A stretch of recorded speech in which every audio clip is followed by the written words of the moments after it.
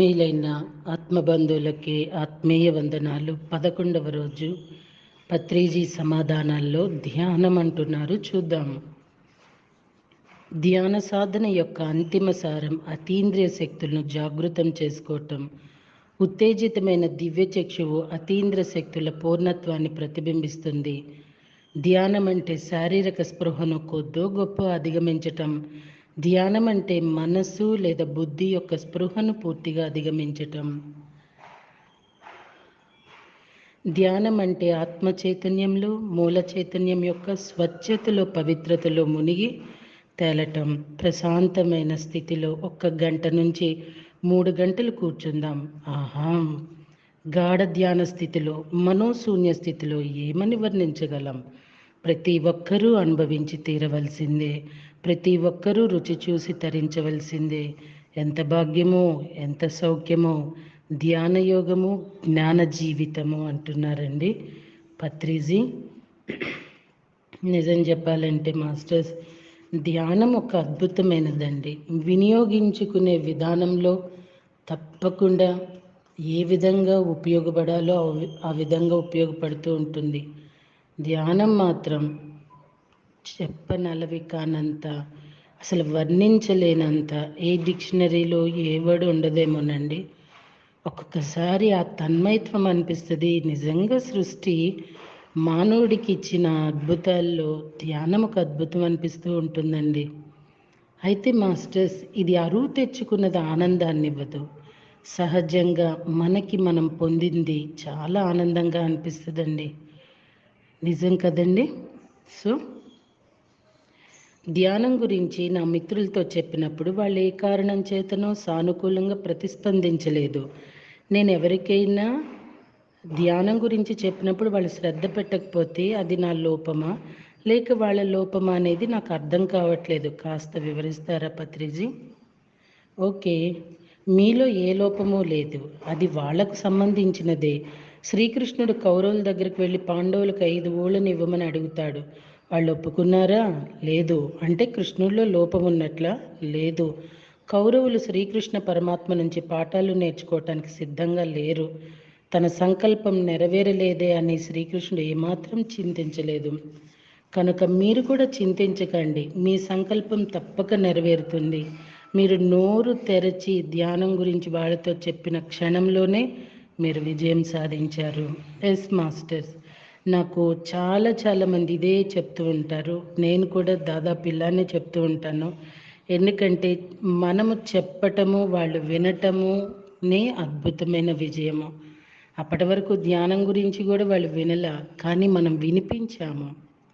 కానీ మాస్టర్స్, మనందరి డ్యూటీ ధ్యానము, జ్ఞాన ప్రచారము అనేది మన డ్యూటీ అనే చెప్పాలి.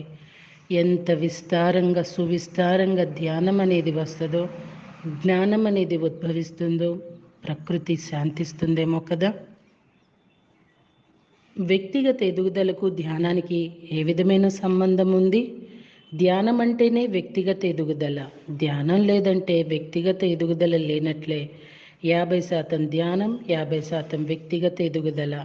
100% ధ్యానం, 100% వ్యక్తిగత ఎదుగుదల. ధ్యానం అనేది వ్యక్తిగత ఎదుగుదలకు అనులోపానుపాతంలో ఉంటుంది. నాకే సమస్యలు లేనప్పుడు నేను ధ్యానం ఎందుకు చేయాలి? మిమ్మల్ని ధ్యానం చేయమని నేను కోరటం లేదు, కానీ మీ జీవితంలో సమస్యలు ఎదురైనప్పుడు దయచేసి మా దగ్గరకు రండి. ఎన్నోసార్లు నేను ఇలా చెప్పిన వాళ్ళంతా కొద్ది కాలానికి తిరిగి నా దగ్గరకు వచ్చారు. స్వామీజీ, నా జీవితంలో ఇలా జరిగింది, మరి ఇప్పుడు నేనేం చేయాలి అని అడుగుతుంటారు.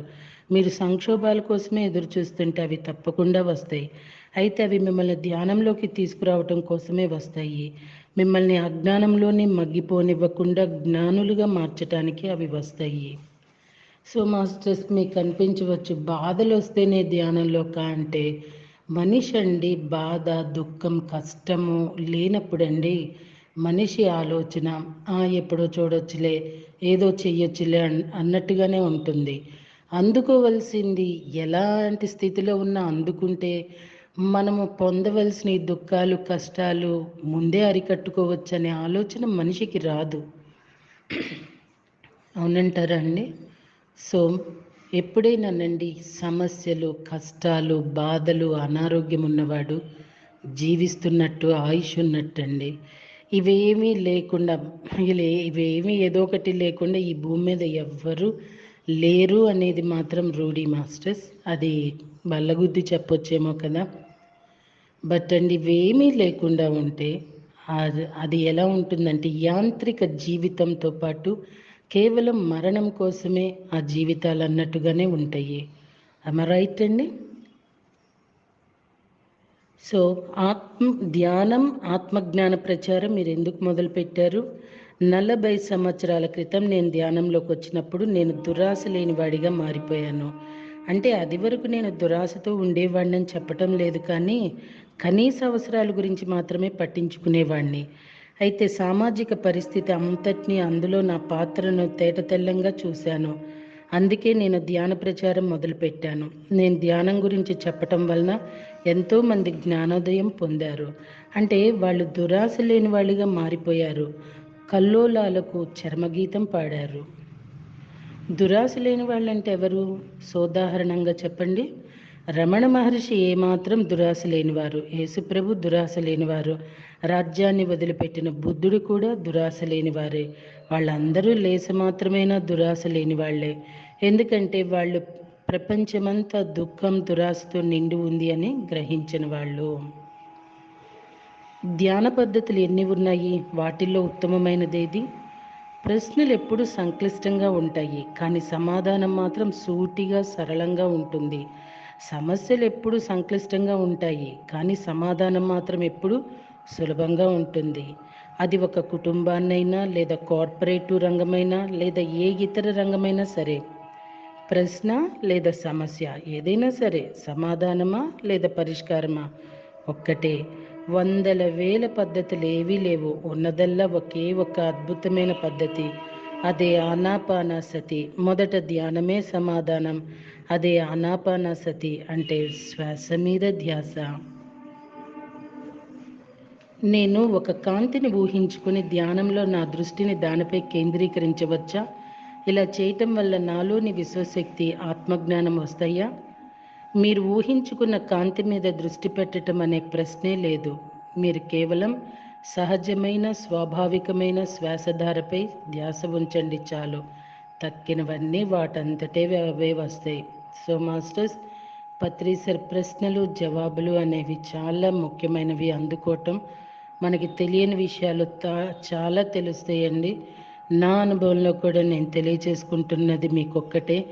కేవలం శ్వాస మీద ధ్యాస పెడితే చాలు మాస్టర్స్. ఏవి ఎప్పుడు ఎక్కడ అందుకోవాలో, పొందాలో, రావాలో, పోవాలో అవి ఆటోమేటిక్గా జరిగిపోతాయి. దేనికి ఆతృత పడక్కర్లేదు.